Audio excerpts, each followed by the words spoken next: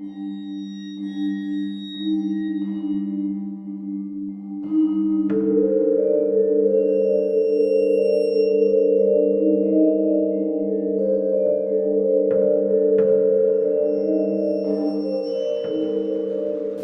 hello, and welcome to Dente Rigamortis. I'm Review Cultist.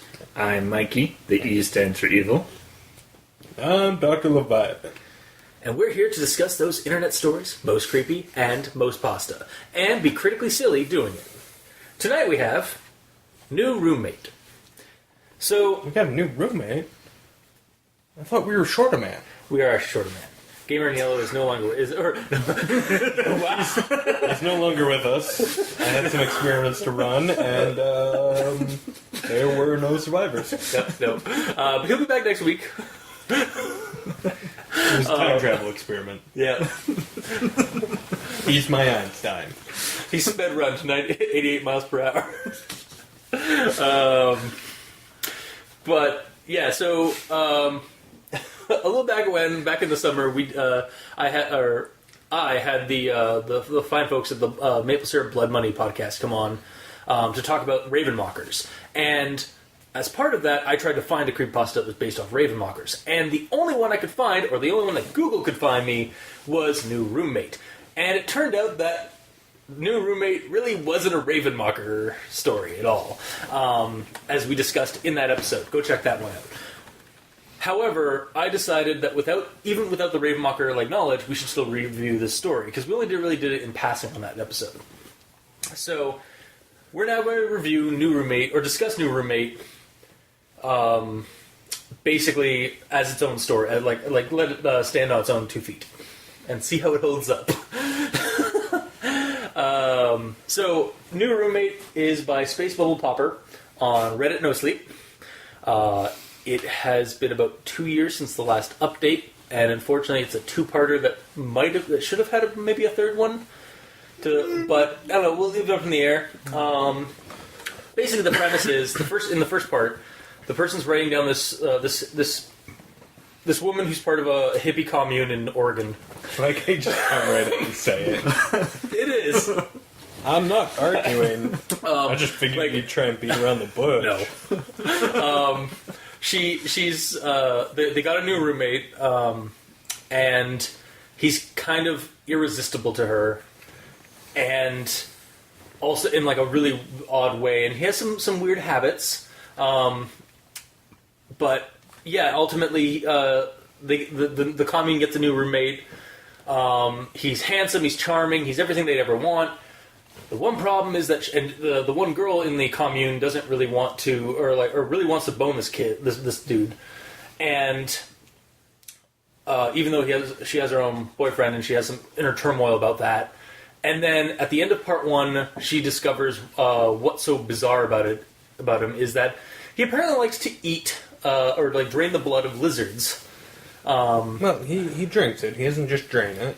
Yeah, that's true. Yeah, he slits it down and just drinks the blood, and then wraps his long tongue around it, and then also apparently gives her weird electrical pulses or something that go through her body, or is that just something that she has? It's just something that happened. That was before. What I liked about it was it happened at the beginning, and you're like, okay, so is she just having a stroke, right? But then later on, as soon as hippies should see the doctor. Yeah.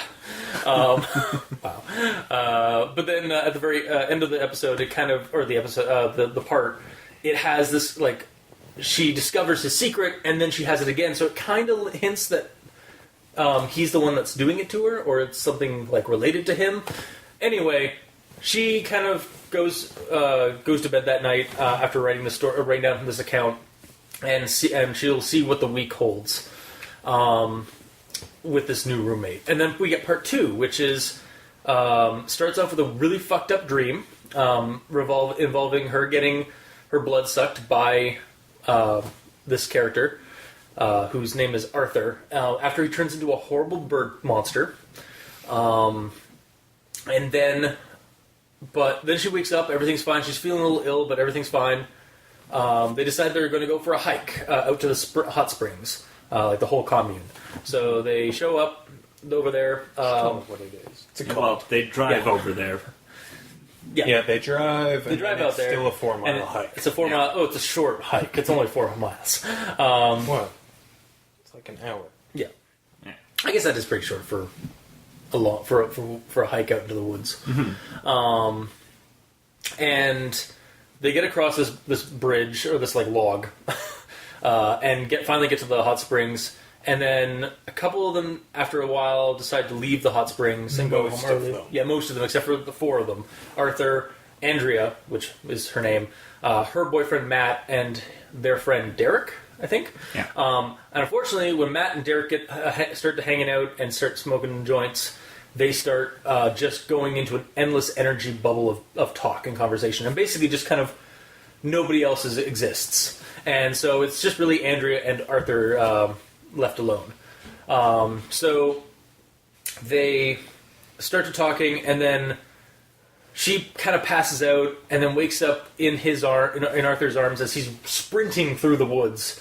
And then she wakes up again, and she's in the car, and she's hearing the radio with some weird like babbling and chatter. And Arthur's driving, and he seems to be talking to it in tongues. And then when he realizes she's awake, the radio stops, and he starts speaking English and saying like everything's gonna be fine. You had like some kind of weird episode where everything's gonna be fine. And then she wakes up again back at the commune, or back at the farm. Which they call it because it's ironic. Okay. Then nobody else is there. Like Arthur's not there, Matt's not there. None of the other hippies are there. It's just like she's all alone. So she writes up this thing, and she's just feeling really woozy and tired. She's got like bandages on her wrists, and she's just going to take a sleep and like signs off basically. And that's where we're left off for 2+ years. So we don't know what's going on or what's happened to her. She's probably dead. Maybe that's why she hasn't replied. But yeah, basically it's just left up in the air. We're left with a cliffhanger. So yeah, that's basically the plot points for the story. I'm gonna get my grammar Nazism out of the way first. So I had just come back from using the little girl's bush. So remove that first come. There's too much cum in that sentence. I knew that was gonna happen. As soon as I wrote that down, I was like, somebody's gonna make that joke. Moving I on. thought it was going to be me. Yeah. Actually, I honestly thought it would too. Yeah. No, I'm classy. Yeah. Up in this. You bitch. changed Hollywood. I did change Hollywood. Now they make nothing but shit. Yeah. And then this is the other one I have found. He gave me that smile that makes me feel all warm inside. I think that should be made me feel all warm inside, not makes. Is that... Grammatically, they both work. I'm pretty sure in the context of the sentence, yes, you're right. Okay. I just want to make sure, because like when I first read it, I was like... And it should be a gave me a look that made me all warm inside. Yeah. But yeah, that's actually all my grammar Nazism is those that I could find. Now we'll go into my actual thoughts. So the beginning of the story gives a good reason for why the character is writing this down. For me, this plot actually starts quite strong, and honestly, better presented than some stories do try with the first-person perspective. Like, I'm writing this, you guys have to know sort of narrative. Like, it actually kind of works for me in this, because she's just writing this down because something's weird, and she's got Reddit, and that apparently is something you do on Reddit. It's just you ask because you have a problem to see from answers. So it made sense for the narrative of the story. However, while the background for their setup is interesting and relatively brief, like 2 or 3 paragraphs, and we do get kind of a taste of what their situation is, but it isn't like up 2 or 3 pages. It's just like 2 or 3 paragraphs, and it's kind of believable. Like, I mean, I know there are communes like that out there, so like, and not just like straight up culties. Like, I know there are like modern day hippies that like kind of do that kind of stuff. but they made their work. I do find it a bit odd and humorous that the hippies / off the grid folk hate money and brainwashing social things, and then have Reddit access and let alone internet. Yeah, internet. Also, electricity. Electricity for the coffee maker. Which, I mean, electricity like you could get from solar panels and stuff like that. That's totally doable. But it's just. But those weren't mentioned. Yeah, no, they aren't. Also, I'm going to bring this part up. This is a quote. We thought about space for a new person to come live here, and someone brought up the old RV that sits in the covered parking area just outside our bedroom window. It has access to electricity and its own kitchen and flushable toilet. It really is a nice RV if you can get past all the 70s shag. We figured we could clean it up and rent it out for someone, or to someone who didn't have a whole lot of personal items. Okay, so hold on. This is in Oregon. Yeah. This is established. And I'm not, like, you have at least two members of your commune living in tents or similar, like, shelters. I'm pretty sure that if you guys, even if you guys don't get a lot of snow, which I'm not entirely sure, it still gets cold in that far north. There's someone who lives in a yurt. Yeah, in a yurt and in a tent, like. Yeah. So, even on the west coast, like that far north, like you still get cold winters. Yeah. Why isn't one of them living in the RV already? Well, and I mean, just as a general thing. Why would someone sleep in a tent when you do have an RV available? I mean, like... Well, because it smells like sex in there. It is a tippy commune. That is true, yeah. Yeah, which means it smells like sex and weed everywhere. Yeah, but you gotta get away from it and have some fresh air, which is why they're in tents. Yeah, I guess. So... If it wasn't made clear in our rundown, which it was pretty sparse, it's pretty obvious that Arthur is something else. He's not really human. And, like, I have this quote, but, like, I'll go into, like, my actual notes after the quote here. So, I was at the sink, my head reeling from with this unwanted attraction, and trying to figure out why I was having these electrical spasms when I felt a cool hand on my shoulder. And who might you be? A voice trickled into my ear. Okay, so this Arthur guy, and that's just one like thing that he has, but there's like a bunch of different like clues and hints, and I'll get into those later.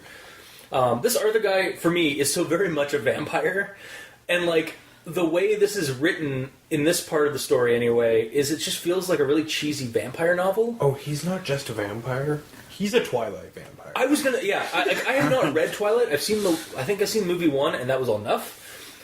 And I assume that it reads similar to this, or I assume that like that because I know enough about like cheesy vampire novels, like just from like osmosis with having sisters, that I assume that the writing is very similar. Yeah, don't do that. Okay. Know what you're talking about.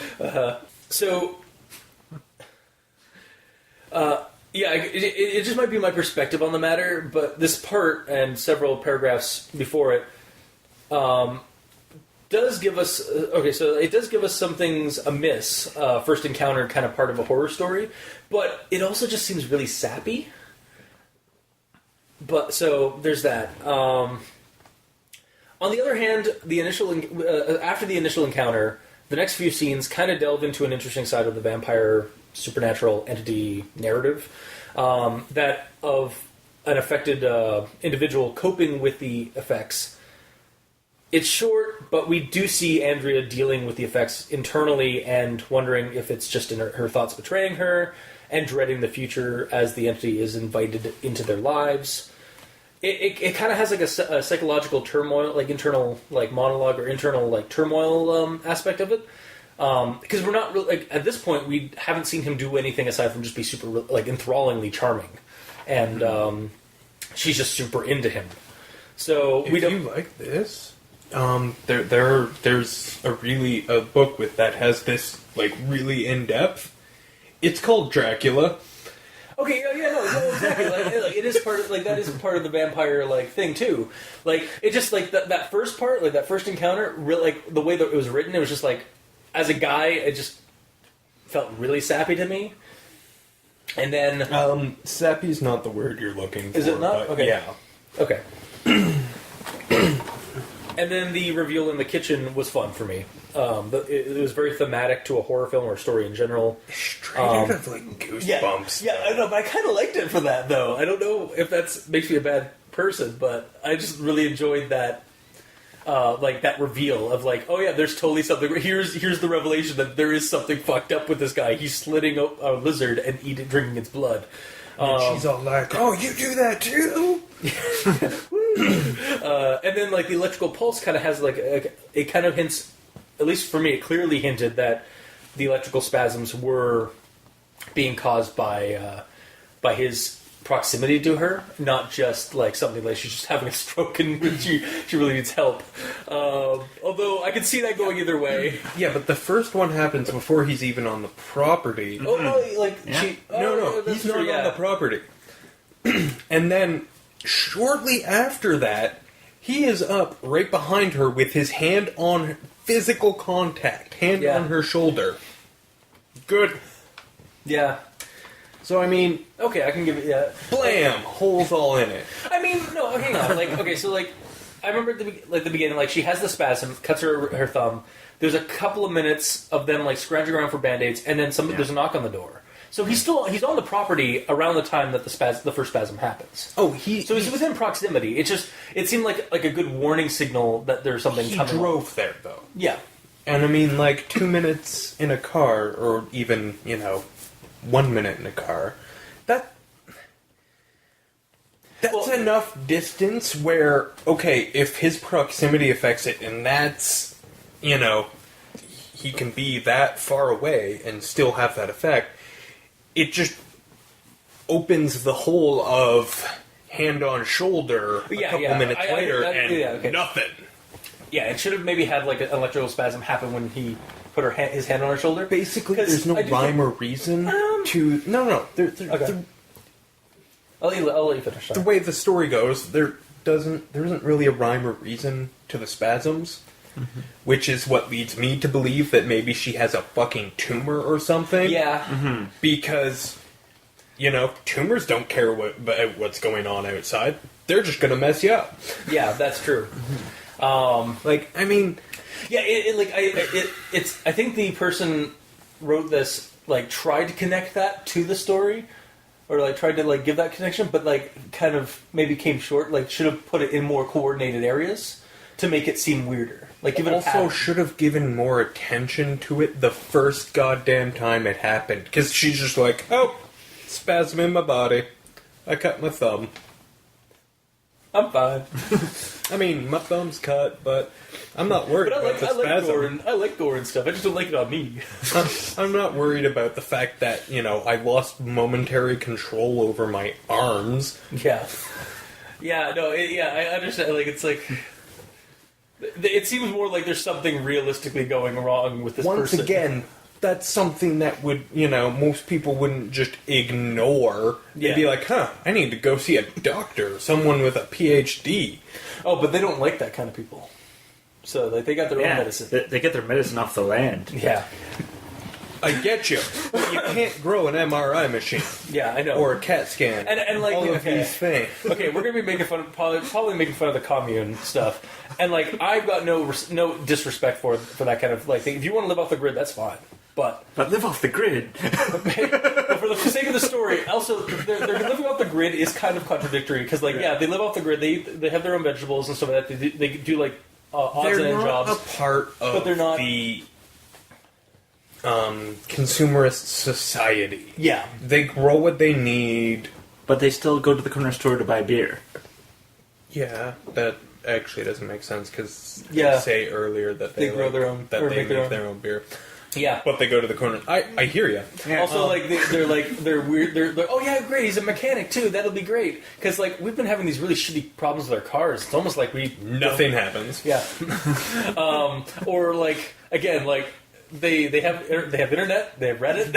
Yeah. They like electricity you can get away with. Wow. But like you're out in the middle of like No. The internet I can also deal with. I guess it is Because I mean, like, you know what? I'm bored. Yeah, especially like, with all 10 the time. guys Yeah, that's true. and only one female Yeah. with a boyfriend. Yeah, and there is no, like, they never hint at, like, there is no weird, like, funky shit, although maybe there is, but who knows, behind closed doors. But, like, yeah, it is pretty much say that, like, she is Matt's, not anybody else's. Yeah. And that sounded really misogynistic, I'm sorry. They are a couple. She pretty much says that. Yeah. herself, Yeah. so. Yeah, they are a couple, they are not a coupling or an orgy. So, like, yeah, like, they've got, She's like... not the commune bicycle. Exactly, yeah. And yeah, I can see in this information age and stuff like that, like, even hippies and stuff like that would have that kind of thing. I think we have friends that want to do, like, a similar kind of thing, like, live off the land and stuff like that, off the grid, but we still all we're still planning on getting internet, if that ever happens, so... Well, and that's the thing. That's how you have a commune and not just, like, 2 people. Yeah, exactly. Because, I mean, like, yeah, 2 people might be okay without internet, but 10 not- people not might be the- okay yeah. to do it with internet. Not the community, yeah. So yeah, like, yeah, I don't know. For me, like, initially the electrical spasm kind of seemed like a warning that about this guy and stuff. But I could also see it now from your end, like, yeah, it's just maybe she has a tumor and she knows she get that checked. Me, nothing had happened in the story. We hadn't actually met Arthur. Yeah. We basically read a freaking dating site profile. Yeah, And, you know, then she has a spasm, and I'm like, oh, okay, well, I highly doubt it was the burritos. and then yeah, like, the should have maybe just had, like, more of a pattern to it than, or, like, also been more, like, succinctly tied to, like, when he knocked on the door and then suddenly blah, and then when he, like, got her hand, or, like, put a hand on her shoulder. Would have been there. That would have been awesome if it had been when he knocked on the door, because she could have even just written it out of, like, oh, the door knocking surprised her, allowing you to ignore the what fact that he just got happened. spasm, yeah. Or, like, at the very end, like, when it's revealed that, like, he was drinking the thing, and then he looks at her, and then she has the spasm again. To me, that's kind of what linked it, was that it was brought on by him. But But it was there is already no. unlinked. for That's me. true. Yeah, for you Yeah. it was. Yeah, it hadn't been unlinked for me yet. I mean, yeah, there's a lot. There's some, like, weird spots in this part of the story, but, like, for me, the encounter of the story, like, of the encounter of a new roommate that might be a monster kind of thing, kind of worked. Now, regarding the dream, and then we go into part 2, and this is regarding that dream at the beginning of part 2. So part 2 starts off, like, they're having a picnic, her and Matt, and then Matt gives her a present, and it's her thumb, like, rotting in a box, and she looks over, and her thumb is, like, been severed on just a stump, like a bloody stump on her hand, and then she looks over to Matt, and Matt's gone, and then there's Arthur, and who suddenly becomes this bird creature, comes up to her and starts sucking on the stump on her hand, and she starts basically climaxing, and then it starts draining her of her blood and stuff like that, and becomes this horrible monster. And then she wakes up in, like, sweat, and she was screaming while she was sleeping. That's kind of the dream. It starts off very Twilight again, but I think he even glows. Yeah. Or, like, he, like, shimmers. I'm just gonna say sparkles. Yeah, because- sparkles. But then gets very dark and, like, kind of like more horror story. And again, I kind of like that feeling for this thing where it starts off kind of like it lulls you in with the whole sadness. Like, okay, yeah, okay, Twilight stuff, yes. And then then it becomes this horrible monster. It actually becomes legitimately like a good moment in a horror story where the creature suddenly stops being charming and actually becomes this bestial demon thing. I liked how it, like, flipped it on its head. And then we have this part. A nightmare. I trailed off. What was it about? It seemed like something was chasing you or something. Yeah, a monster had me. Scary stuff. Matt looked out the window. Will you at least think about maybe not reading those Reddit no-sleeping stories before bed? They're fucking with you. So I kind of like this part, and because it's a little meta, but it also kind of relates to the story and isn't too obtrusive or contrary / antagonistic to Reddit in general. It's just kind of like don't read scary stories before bed. Yeah, it's a little bit meta, but not like Scream was. Yeah, and I mean, like, Yeah, like, or like how we've had in other stories where like they've like, it's like, oh, I'm writing this down on creephouse.wiki. But you don't have to believe me. But this is entirely true. And I know that some of you, this is just a scary story. But no, you're wrong. You're stupid. And you're wrong because this is a real story. This is really happening. And like that, we've had those happen on the show before. And what he says to her actually sounds like actual conversation. Exactly. That could happen. Yeah. Maybe not the exact wording, but like it's close to what would actually be like a legitimate like. Conversation about something, and again, without being like too like wink, wink, nudge, nudge at the reader. say no more. Yeah. All right.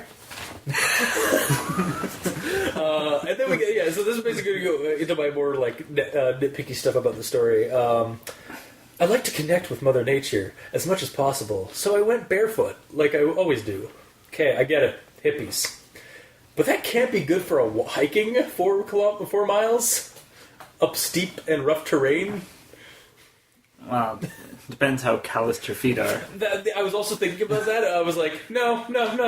She wears sandals at the farm, like and then she goes on hiking in bare feet in like in some trail woods in Oregon. And then there's this other quote. I could hear Teddy and Arthur talking about mathy neuroscience-y stuff just ahead of me. Okay. I mean, it's a random conversation. Random conversations are fine, like, and kind of makes the hike seem a little more realistic because we have bullshit random conversations all the time when we take walks and shit. I just find it odd. Is this a hint to something? I mean, later on, there is the radio thing, like the weird, like radio chatter and stuff. Hang on, no. This is for me. This is my thought process on my opinion on this. It screams like, so wait, is he a space vampire? Like, is he an alien or something? Like, is it? No. I just wasn't sure. No. No, they were having an intellectual conversation, and she was too stupid to be able to understand any of it. And they were talking about her behind her back because of clearly the brain tumor in her head. Yeah. There wasn't actually any math involved. They just said numbers a couple of times. Okay, so she just... All right. So your guys are just like, oh no, she's just ditzy. Yes. No. I mean, it's not really... I believe what I was hinting at was stupid. Okay. Fair enough. I mean, I thought that was implied with the hippie, but okay. I mean, okay, like... That's right. I'm going after hippies. All right, well, yeah. As we said before, the thoughts and opinions of Dr. Leviathan do not necessarily encompass the entire thoughts and opinions of the entire Dente crew. But this time they do. Hippies suck. Everyone knows it. Or except hippies. So yeah, we end up the story with a lot of questions. Like, I did. What? Yeah, like I kind of like the ending, like being like it could like honestly be left as a cliffhanger ending for me, and not just because finally it's done. Because I actually did like the ending. Like I did like where wrong with a good cliffhanging ending. Yeah, and there's a lot of questions here to like let you kind of like figure out on your own, because it doesn't. It kind of ends basically with like. The way this kind of scenario should. Like, she's a victim of this vampiric thing, as far as we can tell, and she's just like, I'm going to write this down and post the next one. We'll see what happens next week. And then she just never does because she's already dead. I mean, if you want to... And that's it. I can do it. However, there are some questions that need to be I would like answered, that I feel like... that are, like, kind of... Not quite nitpicky, but, like... So, what happened to the... Where are the friends from earlier? Like, they left earlier... Yeah. Arthur stayed with them. Why aren't they at the commune? Unless Arthur killed them while they were, or like made them disappear or whatever. Weren't they there? No, like it says that Derek and Matt weren't there, along with the other guy. Along with Arthur, yeah. But does it mention? It never does. It doesn't mention that the other guys aren't gone. And okay, I can see that. Like it's just like that nobody else is there. Also, where are the dogs? The dogs went with them on the hike, but they just disappear at the bridge. Like we don't get like a part where they go across the bridge either, and they just kind of vanish. Like we never see them again. So I mean, well, it's like the 5 people that don't get names. Yeah, but I mean, again, like they had dogs going up to the hike, and then they kind of just like stayed behind on the other side of that log. It's not super important, but it's just like, where'd your dogs go? Like, you have a huge-ass dog. I don't know. And then, sadly, it seems like we probably won't get another, like, part 3, or any of these answers resolved, because it's been 2+ years since the posting, and it doesn't seem like they're interested in answering those questions. But, again, it kind of works, because the cliffhanger ending, the way it is now, like, kind of makes sense for the scenario, because... Yeah, no, she got eaten. She's food now. Like, that commune has been destroyed by Arthur. God bless Arthur. Eliminating hippies, one commune at a time. Yes. And that's my thoughts on it, so. I do have, like, some things about, like, hints that he is a monster or something like that, but that's really kind of... We'll get to that after everybody else's thoughts. So, Mikey, he says for you. Alright. So, it starts off with, let's see here, I got a quote here. It started when our newest roommate walked through the door. We met Arthur off Craig's, ... Wait, I need to give some background information, I think, before I talk about that asshole. And then it goes on bashing 9-to-5ers and saying how great it is to live in the community. Well, because they're a commune. Because we don't just hate hippies. Hippies hate us, too. Yeah. I don't know, I kind of liked that background because, like, it was interesting. Like, it's not my lifestyle, but, I mean, like, it gave us some context to their living situation before it all falls apart because they've invited a creature into their midst. Yeah, well, if I wasn't reading it for this show, I would have stopped at that paragraph. Okay. Yeah, because that's this kind of thing that if you were writing this, if you realized that you started where you shouldn't have started, you would have just erased what you had and started where you should have started. I don't know. It worked for me, but I can understand why it wouldn't work for me. It ruins the storytelling a little bit. Mm-hmm. I agree with that. It kind of pulls you out and, like, because he's trying to pull back and... Yeah, it's like you're trying to add this hint of realism or something, but it's not like you're talking to me. Yeah, and, like, it works better in... You're writing it down. Like, that's the kind of thing that can happen in a conversation, not in a text format. Yeah. Yeah, I could see this, like, working as, like, in an audio medium, or, like as you had a conversation in a movie or something.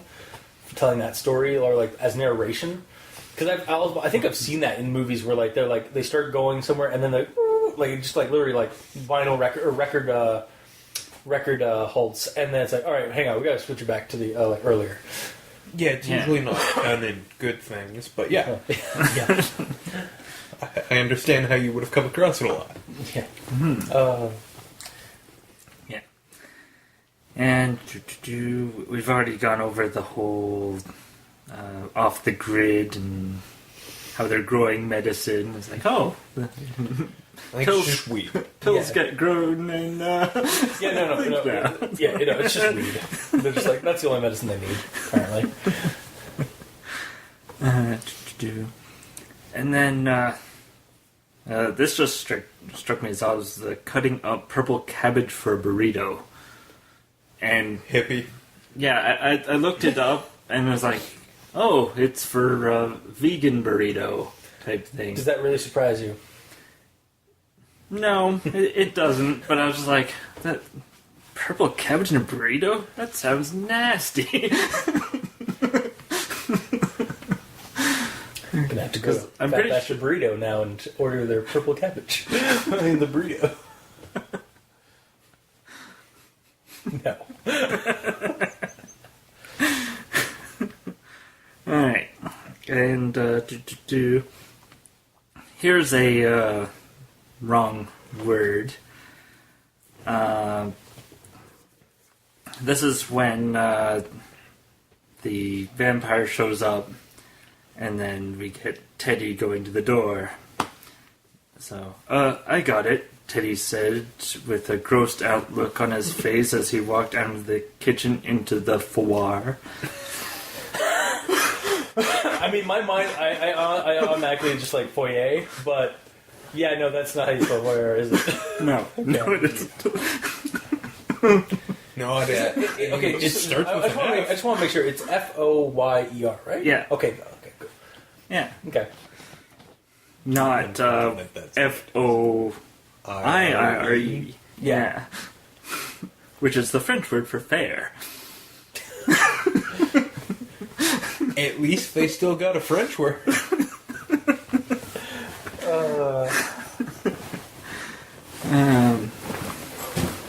Alright, and then the next is something that I found because I had to look up what a Ninkasi was. And it's a type of beer in Oregon. I just assumed it was a beer because it's Oregon and it's a craft beer. Yeah. But I copied the sentence into my Google Doc, and then it made me realize that the last word of the sentence is wrong. Oh?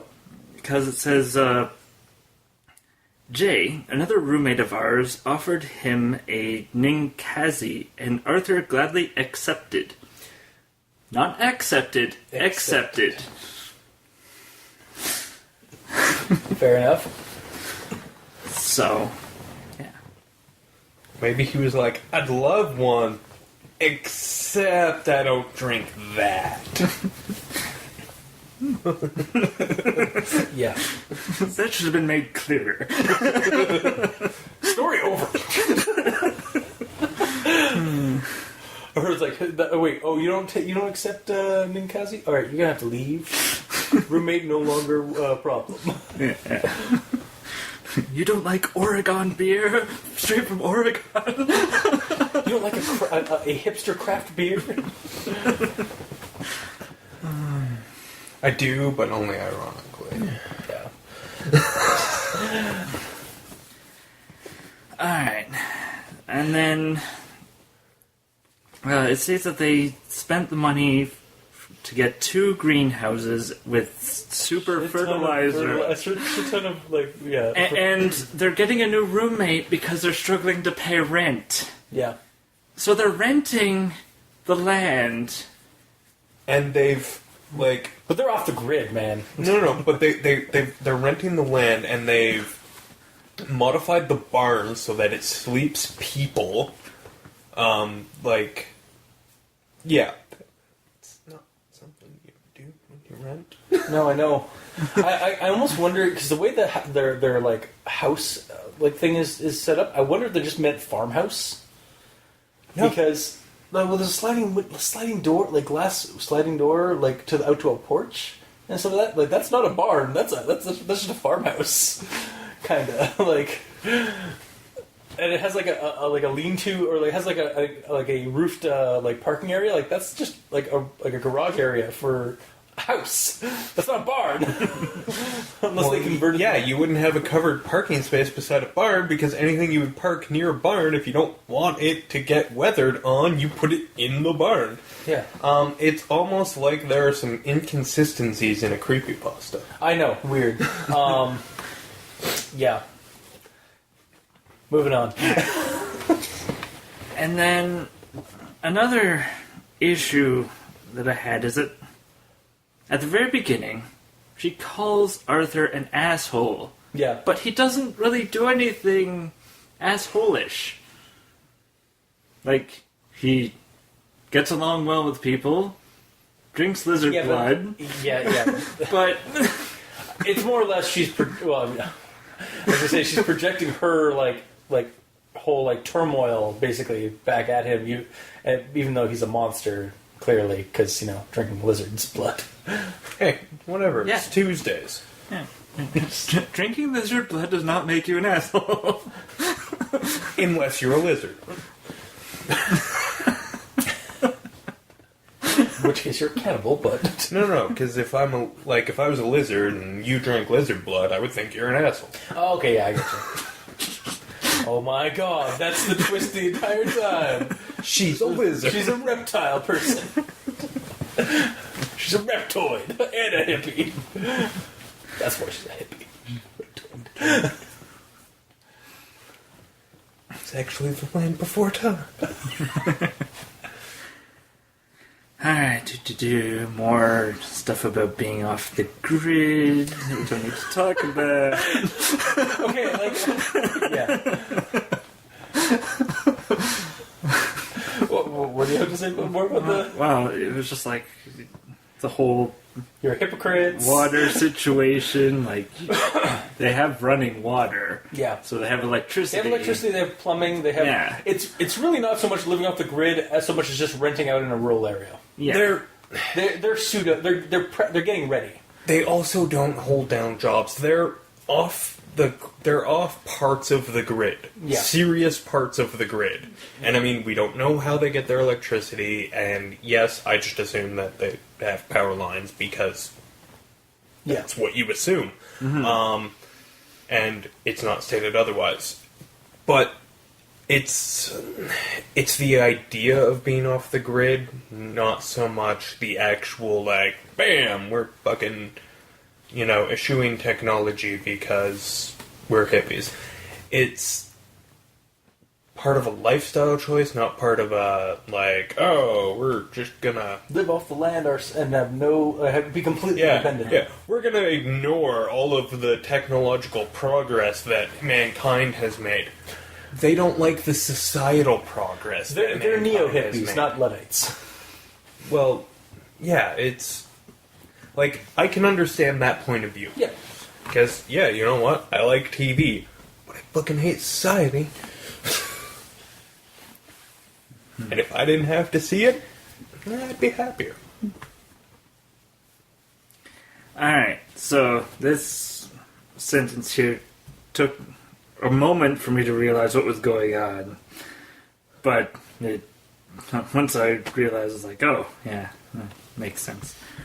Anyway, so Snarfles and Dingo, dogs, if you couldn't tell by their names, were leading the pack by Derek and Jay. That sentence, I thought Derek and Jay were also dogs. Really? And I was like, oh wait, we had Jay earlier in the previous section offering the beer. It's like, okay, those are the people. That is a talented dog. Yes. We're gonna get me one of these Jays. Yeah. And that's most of my notes here. In the first section where she cuts her thumb, I thought more comedic with Dracula dead and loving it. He gets a cut on his thumb and it's squirting everywhere. It's like, and there's a vampire there and he's just like, oh, blood. But Yeah. So is that you done? yeah, so Arthur did nothing wrong. Okay, so based on like these characters, I'm going to say that they're probably millennials. I'm just going to have to go and say, vampires are killing millennials. Hippie millennials. Yeah. I mean, it doesn't get much better than that. If they were also somehow Nazis, then it would be just like epitome of good deed. Okay, so hippie, millennial, alt-right. Or is it far... actual hippie, or actual Nazis. Okay, like, just straight up, okay. Yeah. Alt-right is the... Yeah, but I mean Bastards, right? specifically Okay. Nazis. Like, not just people who have, like, everything in common with Nazis. I mean people who are like, yes, I'm a Nazi. Yes. Guten Tag.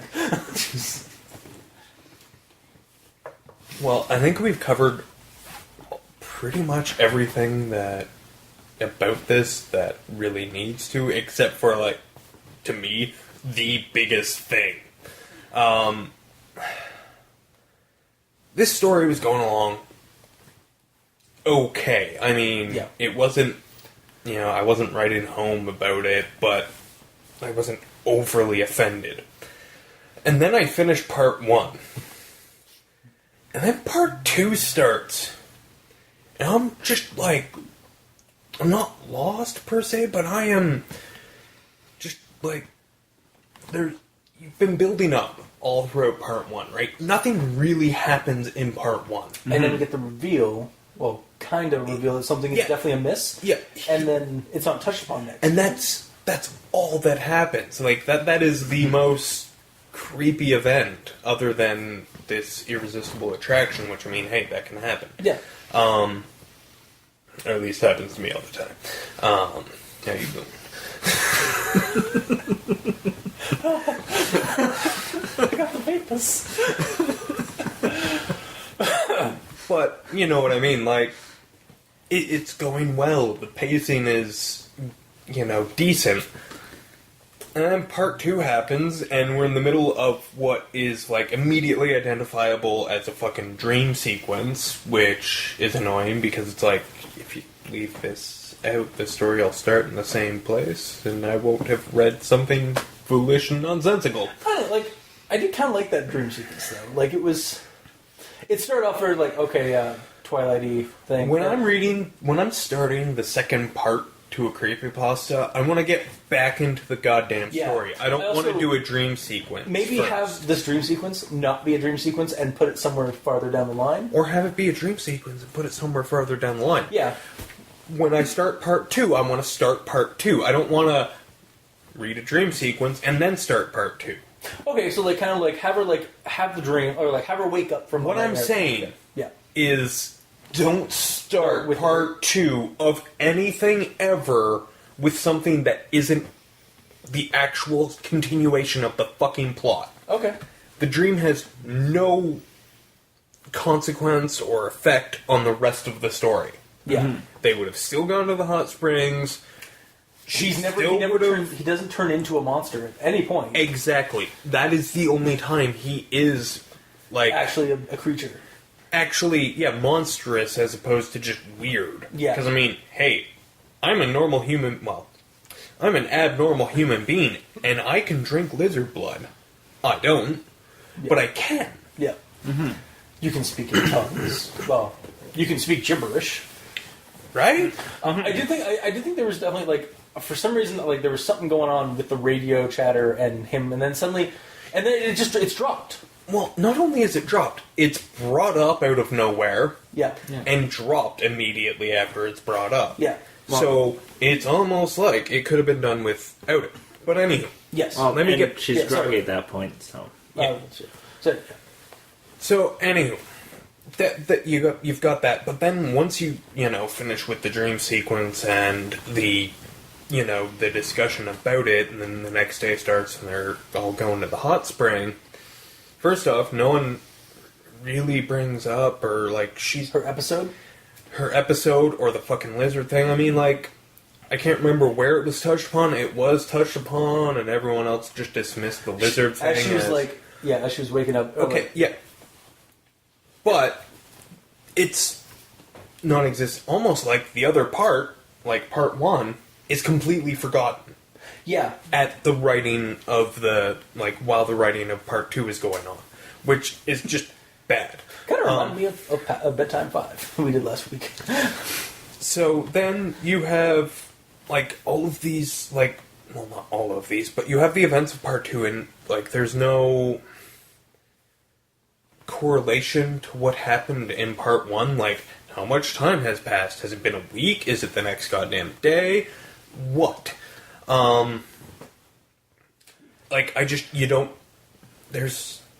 There's nothing there. Yeah, that's because she just says we'll see how the next week holds up, and then we kind of just go immediately to this one, which is because it starts with the damn dream sequence. Yeah. No one tells us how much time has passed, and then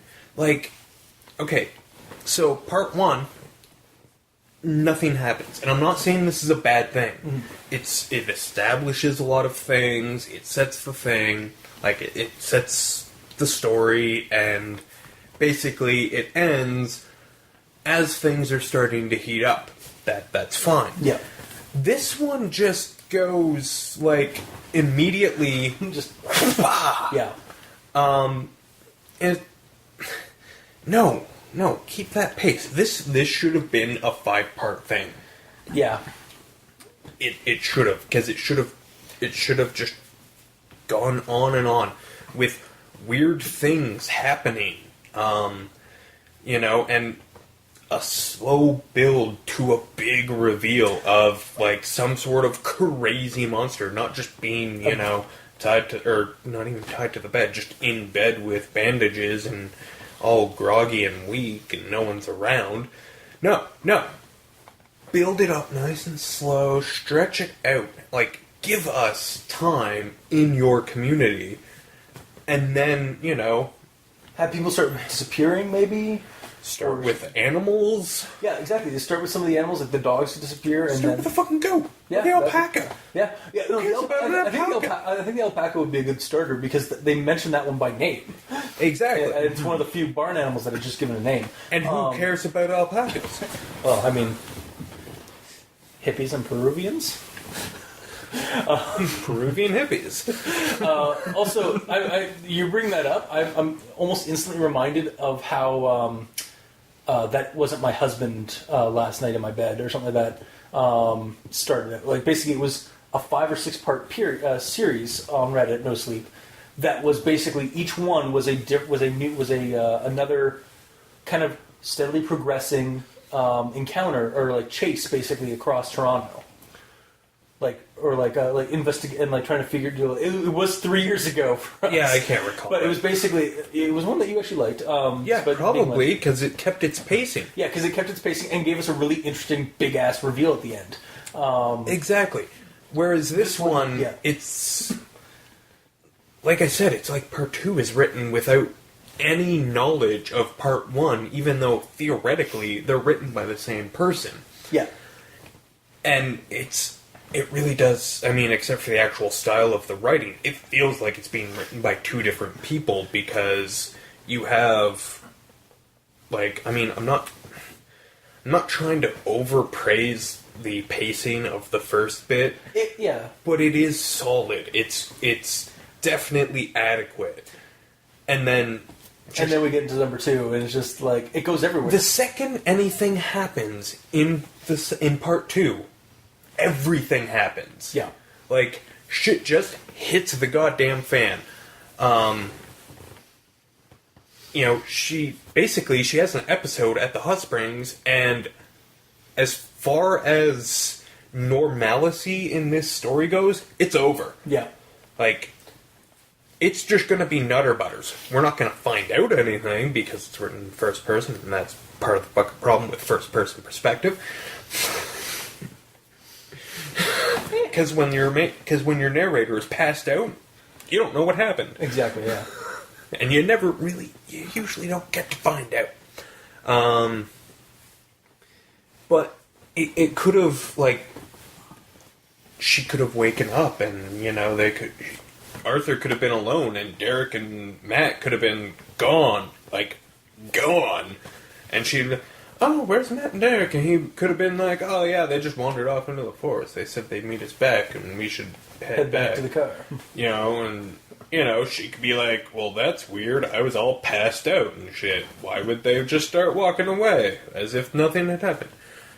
And then they get back, and Matt and Derek are, but they think they're lost in the woods. Yeah. Like, it could have been so much. Yeah. It could have actually been a good creepypasta. Instead, it rushes into this kind of mess just to hurry up and get done. This story definitely made me remember how much I love that. Yeah. I definitely prefer the first one to this one. I was trying to figure out what the second one was doing wrong, or what was irking me about the second one until you brought it up there. Because for me, the second one, the first one gives I even have like a bunch of hints as to what's wrong with this, what this guy is basically. It's pretty straight up forward that he's kind of a vampire thing of some kind in the first one, and then the second one, he's a bird creature in a dream, and then there's weird mumbo jumbo with the radio. And he's he's very agile and quite fast, so was he like... See, that's another thing. All of these things that are, like, just put down on the table and then his last name ignored. His last name is Raven spelled backwards. Wow. Navarre. Hence why people were saying, oh, I wonder if he's a Raven mocker. All of these things that are being put on the table in the last, in the climax... Which should be the climax. That come out of nowhere, they could have been developed over a longer story. Yeah. Just put down here or there. hear him speaking in tongues and, have her be like, what were you saying? Like, who are you talking to? And like, oh, no, I was just singing this old song from when I was a kid. Like, something. Like, just to give us the hint that things are happening. Like, we even get, like, his kind of backstory about, like, where he lived in, like, that town in Texas, which I do remember looking up way back when we did the Ravenmocker episode, and there really wasn't anything different, but it seemed like, again, it was another thing is like that, like, you should look at because, it's an interesting it's a town with a very interesting history. If you're minor. So it's like, wait, so is there some kind of like legend or something in there? No, nothing. No, it's just a mining town. Yeah, but it made it seem like there was some kind of like connection down in Texas to like what this guy is. No, but no, it's just another. No, it was just stating that he's not a miner. Okay, yeah. It's a mining town, and he's like, yeah, I'm gonna leave when I can. Like, I'm going to Oregon. I don't know where I want to be, but it's not here. Yeah. Yeah, it went all over the place, and then just tried to escalation, like, just what?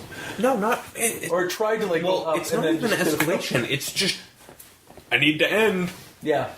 So I'm gonna take all of my ideas, throw them on the page, and post. Yep. I mean, I think she might have put it through a spell check. Kind of. Yeah. Do you have something to say? Okay, you were staring at us. Well, I'm pretty sure part 2 is where it had that sentence that had one too many comes. Yeah, but that's spell check. Yeah. Yep. They were spelled correctly. Yeah, I think that's... Honestly, I think that's everything that I really got about with this story, other than my speculations on what Arthur is. Which we will get into that. So, first thing, so I started, basically, around part 1, I started basically just jotting down all the basically all the signs of that this guy is not normal. Monster hint 1, at least for me, weird electrical spasms to a potential victim. Victim gets weird sensations around the entity. That could also be like her like feelings and attractions to him and stuff. Monster hint number 2, smelling a room with blood and commenting how tasty it smells. Oh man, I didn't miss that. I was just like Burritos smell good. Yeah, it's like, oh man, this smells really, Burritos. Yeah, well, that's the thing. Then, Wow, right after, subtle, and I missed it. like he's Good on you. he said, 10 out of 10 would read again. Now I can't tell if you're being sarcastic or not. I genuinely didn't catch that. Okay. I do recall thinking, yes, that is what I would say in a room where burritos are being prepared. Yeah, but he hadn't even my comment. What I caught on that was he comes in the room, and then he says that, and then Matt comes in the room or whoever's cooking. He's like, "Oh, I haven't even done anything yet, man." So I kind of no, because he's not smelling the food; he's smelling the food. As an Andrea. Oh my god, it wasn't that subtle. And I still missed it. Yeah. Maybe he likes the smell of dead plant matter. Maybe. Because we're chopping up cabbage. Monster hit number 3, and this pops up so many times, is dominating gaze. Basically just falling into his pools of green eyes. Yeah, if I'm ever in a green pool, help me, because that is gross. Yeah. Monster hit number 4, enthrallingly charming. Just kind of basic vampire trick. Yeah. I'm not a monster. You are. Monster hit number 5, vivid, strange dreams upon the potential victim. Even before the weird one the big one in part 2, there is she does have a dream. I think in the first part where everything is black and white. It was a really vivid dream, and it was black and white for some reason. I recall that. Yeah. And she's But I don't recall anything about the dream. Yeah, exactly. I don't actually think she describes the dream, except for maybe no. It was okay. And this is another thing I actually got to bring up. So the story itself is actually rated 18+ for graphicness. There was nothing except for implications in the story. Blood. Okay, blood. But I mean, it was more for sexual innuendo and some of that. But that was about it. And it's I don't even feel like it really needs that 18+, because there really isn't anything here that's super explicit. I do remember like that first dream. She was saying, well, yeah. I do remember that first dream. She was like saying, it's like, oh, it was very vivid, and it's like, it was me and him, and I wanted him and he wanted me, blah, blah, blah. I'm not going to go into detail, but you can kind of assume what happened next. And it was a really vivid dream, which I sometimes have, but it was just so real. Also, I've never had dreams in black and white. It was so real in black and white. Yeah. That's monster hit number 6, adept silent movement, because he just kind of appears into the room. He just kind of pops up in the room like very silently, like in that morning when she's getting coffee. Because he was a bat sleeping hanging from the ceiling, of course. Boom. Done. Monster hit number 7, possible strange marking, because it's just something was mentioned on that she was like trying to see this marking or tattoo on his back. Monster hit number 8, strange eating habits. See lizard blood drinking. And then monster hit number 9, which is right next to that one, abnormal physiology. Super long and dexterous tongue, wrapping around the lizard. Don't think of that too hard. Okay. But yeah, so that like it's pretty much like, again, like these are pretty steady like beats as to like hints that you get in the first part, and like again, kind of going to that he's pretty much a vampiric creature of some kind, or some kind of like similar creature. And then part 2, like you said, just goes everywhere. Like takes that and just ups it to 11 when it really didn't need to be up to 11 like so fast. Yeah, it was already at a respectable 7, and it should have just stayed there and not annoyed the neighbors. Yeah. So now we're gonna with that in mind, we're gonna go into like what exactly is Arthur, or at least our speculations, like, or just our ideas as to what he could be, because he's certainly not a Ravenmocker. We discovered that in our episode. Go check that one out. Again, honestly, my thought on this one, part 1, I was definitely leaning toward more like a vampire. Second one, by the end, I was kind of leaning to alien. So, space vampire, maybe? Just because of, like... and again, it could maybe not alien, because maybe it just, for some reason, there's something about speaking in tongues or something like that on the radio. I don't know, it was weird. That's really my hint, my thoughts on that, or my idea, is just, I keep coming to either alien or vampire. Or just, like, a straight-up combination of the two. But yeah, so, you guys? Well, my thought was that Arthur's a human. And it's okay. all that tumor going on. Oh, okay. Sleep paralysis. God damn it!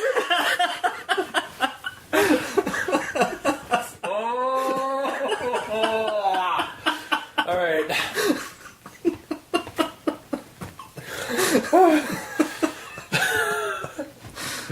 I told myself it wouldn't get to me. I knew you were going to bring it up, because as soon as I bring up vampire or alien, you were going to bring up sleep paralysis. You son of a bitch. But no, I had to be. But no, I actually do like the idea of it actually being like that it's all in her head based off of a tumor. Because again, like they're not seeking out actual medicine or anything like that. They're just smoking weed. And there's something triggering the tumor's reaction, or it's just randomly attacking her, because that's what thing it does. Yeah. Yeah. It's either gets agitated, or it's just like, fuck you, I'm a tumor. I'm a tumor.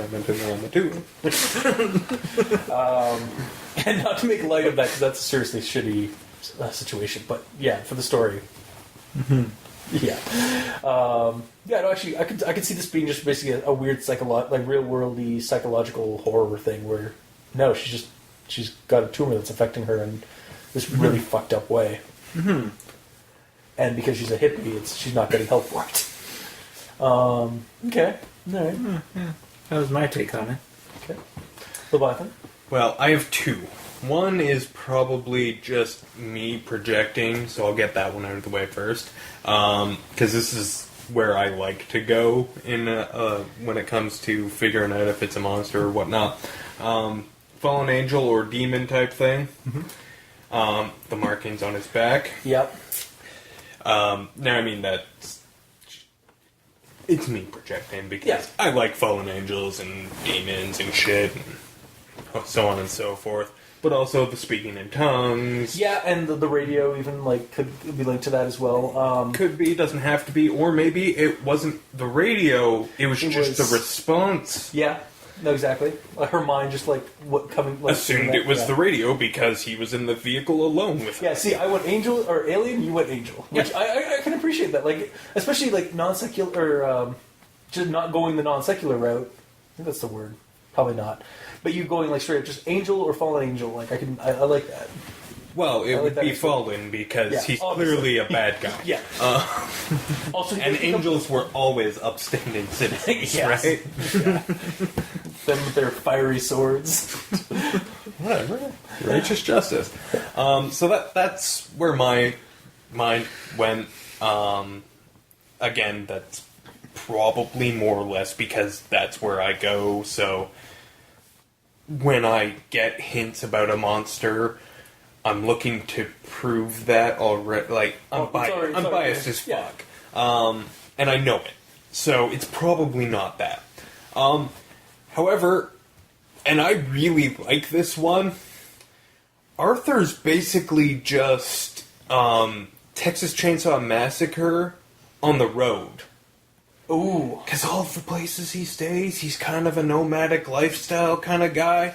Yeah, that's because when when everyone's already dead, there's no reason to stay. Yeah. So he's just a guy, but he's not a normal guy. And then she's just being affected because of the weird, illness or tumor or whatever she has. Well, I And mean, then- maybe he did drink a lizard's blood. He's That's- fucked up. Yeah, that's again, that's not a super weird thing. It's not necessarily it's abnormal. supernatural. And because she has an episode immediately after, maybe she did hallucinate the tongue. Yeah, that's true. Yeah, again, like she could be just hallucinating because of that, Or also they're even just smoking- exaggerating it. They are also like doing drugs. No, this is in the morning. Oh, that's true. Yeah, in the morning. Theoretically, they're sober. She's had coffee. But, yeah. And then, I mean, the obvious one is just straight up some variation on vampire. Yeah, Because, I mean, the first part just... the beats are there. Yeah, it's like... You would have to prove to me that it's not a vampire. Yeah, yeah. There's a couple of people like in the comments on this one that again they said Ravenmocker, and that's why it came up on Google. But Ravenmocker is so far away from like in terms of territory to this location. Like Ravenmockers are primarily West Virginia area, and the MO is not the right work for this. Like again, yeah, they can turn into ravens and birds and stuff like that. But this guy just turns into a bird-like creature. Honestly, I'm almost thinking a feathered monster. I was actually almost thinking the vampire. There's this type of vampire that was brought up in because I have a book called Night's Black Agents that has like a bunch of different vampires from all across the world. And there's one that's a bird species. I think it's a Stygian or a Styxian. Stygian, yeah, I think so. Something like that word. I can't remember it. But basically, they're like harpy, but like a vampiric creature from in Greek mythology, or like somewhere in the Mediterranean. And yeah, they basically are vampires, but they're bird vampires. So that was something that I was kind of thinking of when I read the description again, because I read this back in the summer, and then I read it again without the Ravenmocker aspect. And I was then trying to think of what it could be, and that kind of kept up, like because I saw a couple some similar images of it, looked like this thing. Oh, and also another thing to just like about the him just being a crazed maniac guy, because she's obviously like immediately and like almost irresistibly attracted to him. That's where some of the weirdness comes from, is because she's she's monsterizing him Because she's trying to fight. not because she's trying to fight it, but because she feels guilty. Yeah. She's demonizing the object of her affection attraction because she feels bad about it. Yeah, because her thoughts are betraying her, and I definitely get that too. And again, there's that part that I mentioned earlier with the when she's internalizing, like is this guy a monster? Is there something weird about this guy, or am I just being guilty? Am I just feeling guilty about these bad thoughts that I'm feeling? I like. They're not bad thoughts. She's just you find someone attractive. good on you. You have a pulse. Yeah. But I mean, she obviously wants to stay faithful to Matt, and she's afraid of not staying faithful. But yeah, no, I liked that aspect because it was very internalized and so. But again, like you brought up, it's not like that hasn't been done before, like Dracula.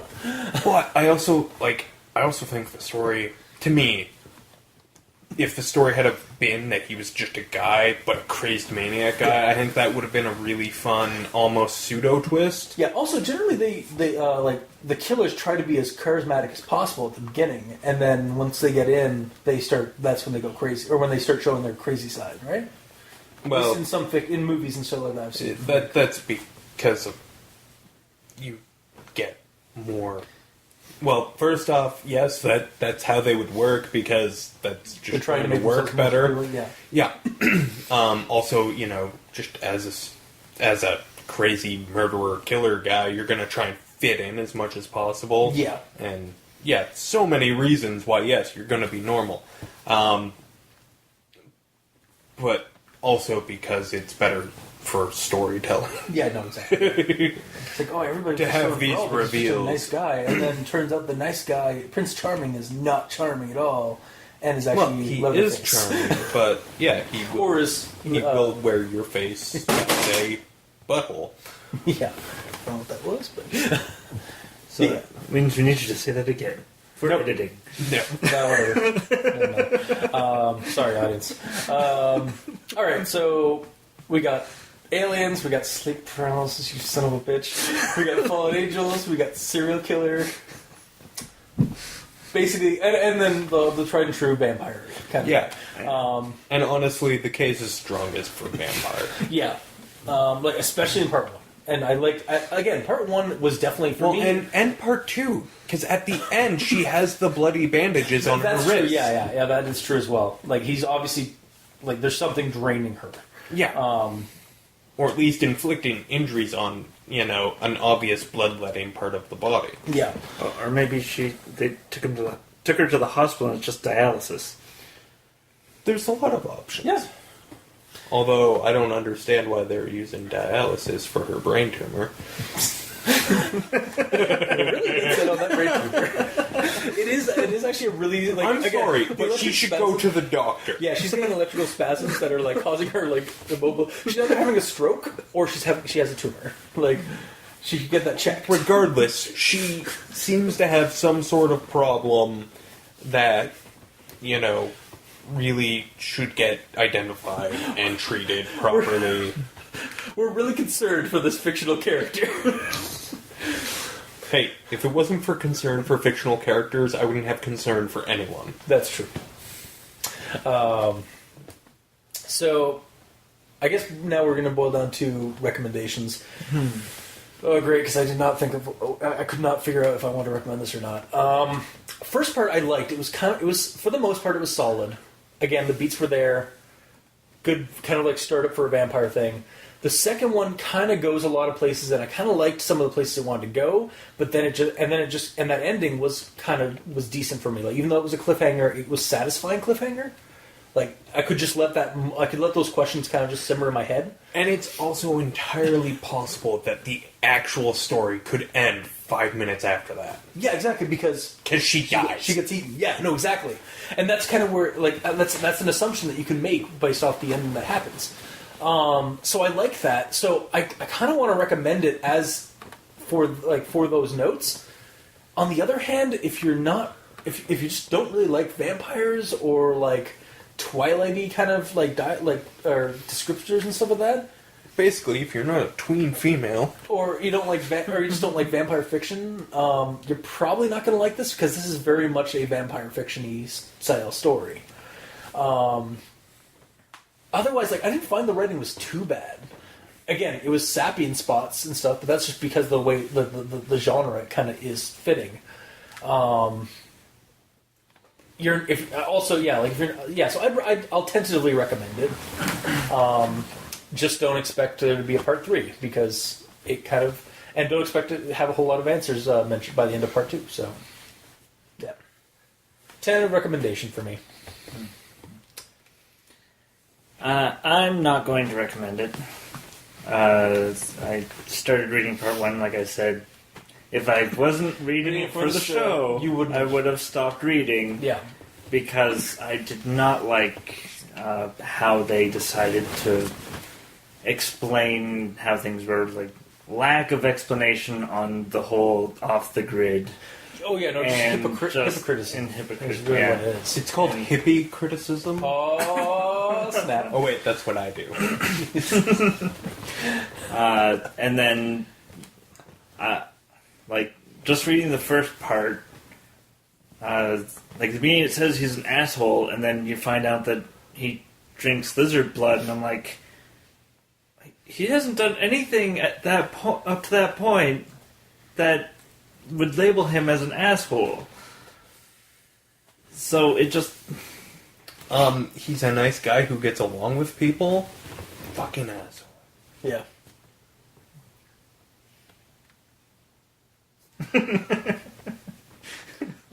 There's no more of the... I'm done. He's an asshole for getting along with people. Yeah. Oh, okay. Well. And, yeah, it just didn't really put me in the frame of mind of Monster. Okay. And wasn't all that creepy. Like, the weirdest part was the dream, and then that's just a dream. Yeah. I think, honestly, like, with the dream aspect, if it had been removed and, like, she wakes up basically from a horrible nightmare that she can't, that she recalls later because something is brought up that is from, like, the dream, but it's in reality now, I think that would have been good. But we don't get that, so, yeah. I don't know. For you, like, it wasn't creepy. I liked some of the horror. Like, I thought some of the parts were, like, maybe not creepy, but they were definitely fitting for a horror story, which is, like, again, the revelation. Even though it is kind of a Goosebumpsy kind of horror reveal, I still liked it for that. But that's just my nostalgia, probably, talking. But fuck it, I love that shit, so fuck you. Yeah. But yeah, no, I can understand, like, if you don't like that kind of stuff, or if you didn't find it particularly creepy, then yeah. Yeah, it doesn't work as a creepypasta for me. Yeah. So I'm not recommending it. Alright, this one's gonna be a little weird. I'm tentatively not recommending it. I just don't know if necessarily my bias against hippies is what puts me over the edge to where, like, fuck this story. Because I admit that bias is there, and any time they were talking about their commune or the farm, Total call. I would just tune out. Like, I would keep reading, but I would, you know, also think about, you know, what I was going to do the next day. Yeah, see, again, like, that's... And that's, yeah. That's... Like I said, I really dislike hippies. I know this. So, the fact that all of our protagonists are hippies, it may be why I didn't enjoy it as much. So, like I say, basically, if you listen to the rest of the episode and you're like, you know what, I'm going to give this a try, and then you're like, oh, wait, Dr. Leviathan said nay. Go ahead and actually read it. Because You're biased against hippies. it's possible that's why. Yeah, I mean, like, and again, like, that's an opinion. Like, I found the backstory kind of interesting because I found it interesting because it wasn't standard. The norm, yeah, it wasn't the norm, yeah. And, you know, that's fine. And it seemed realistic There's enough. a reason for the backstory at that point. Yeah. But, yeah, like I say, I don't know if that was a tipping point for me or if just the story wasn't good enough. Either way, it was close. Yeah.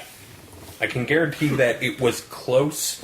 Either it was just barely good enough to not be fucking horrible, or it was just bad enough to be, like, just barely bad. Yeah. So, okay. Alright, so tentative won't recommend, and then tentative will recommend. So, alright. So we leave it to overall, 0. Well, so we leave it to you, basically it audience. balances out. Yeah, basically, we leave it to you, audience, to make your decisions yourself. And like you said, we can check it out on Reddit NoSleep, New Roommate by spacebubblepopper. Love Reddit NoSleep's author names. Yeah. Also, kind of a misnomer by calling it New Roommate. There's no room. It's an RV. New RV. Like, I mean, They're roommates. you're living on the same plot of land. That is all you are doing. Yeah. He might as well just be, a neighbor in an apartment building. Yeah, exactly. Like, it's just, or but yeah. Like, I'm trying to come up with, well, what would you call, people living in that apartment? But it doesn't fucking matter, because just call them roommate. I don't care. New neighbor. New commune member. New brother. Versus New cult member. Exactly. I mean, again, yeah, it kind of, it's not, I don't mean to be, we don't mean to be insulting, or at least I don't. But yeah, that's kind of what it feels like. I'm not gonna lie. I'm insulting, but I revel in it. Yeah. I'm not gonna lie. I am kind of thinking on it again. I'm kind of thinking of Manson, the Manson family. The kind of group, that kind of situation. They did that too. Especially, and I don't know if this is because a couple weeks ago I watched a documentary on that, and I was like, wow, that's really close. That's basically they lived out in a ranch kind of setup and tried to grow their own food other than stealing shit and getting bribes. Yeah, no, it's it's kind of like if the Manson family were not evil, or if it's like Manson. Oh, hang on, it's like if the Manson family, but without. But only one of them was bad. Exactly. And he just showed up and became and started picking them off. So it's kind of like an '80s slasher movie, but we don't get that because. Again, that could have evolved from this story. Is people getting picked off and stuff like that. So I guess it's really I like the potential in it as also part of my recommendation. But yeah. Anyway, that's our recommendations. Check it out for yourself. Be your own judge. This has been our show. So if you like what you heard, though, if you didn't, leave us a comment in the comment section below where this gets posted, whether it be on Kiwi6, Facebook, YouTube, Tumblr. We're on iTunes, so leave us a rating and review. Let us know how we're doing. Mikey and I are on Twitter. Mikey's at E stands for Evil. I'm at Review Cultist.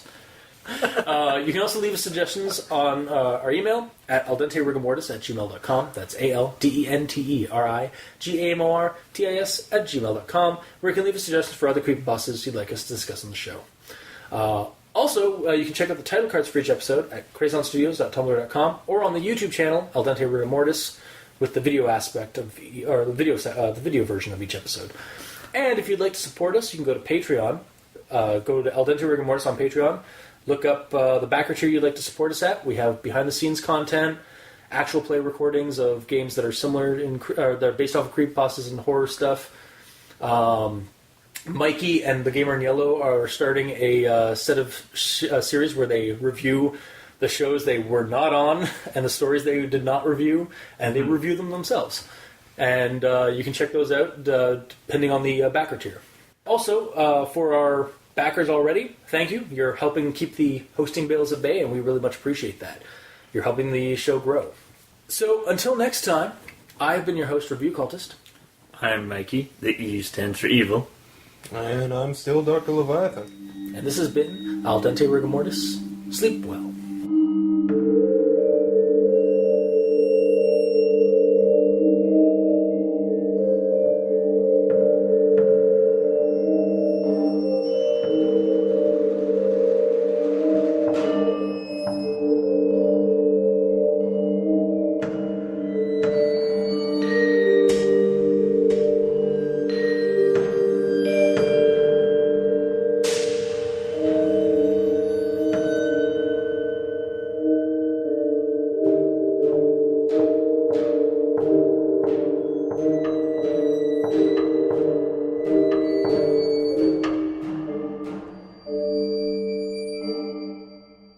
Oh, for the intro? Yeah. Okay. Wait, so I'm last? Yeah. Are you For okay the with that? intro. Whatever. Some would say lead with your best foot.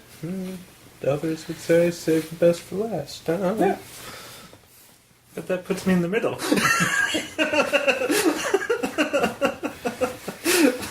your averageness makes me shine all the brighter, and also amplifies him. Alright. So review cultist, then Mikey, then Leviathan. Yes. Alright. That's Mikey. That's review cultist, then Mikey, then Leviathan. Sir! Wait. That can't be right. Let's go by rank. Alright. Review cultist, then Mikey, then... Mikey, the E stands for evil outranks me? That's Mikey the East End Evil ranks you, sir.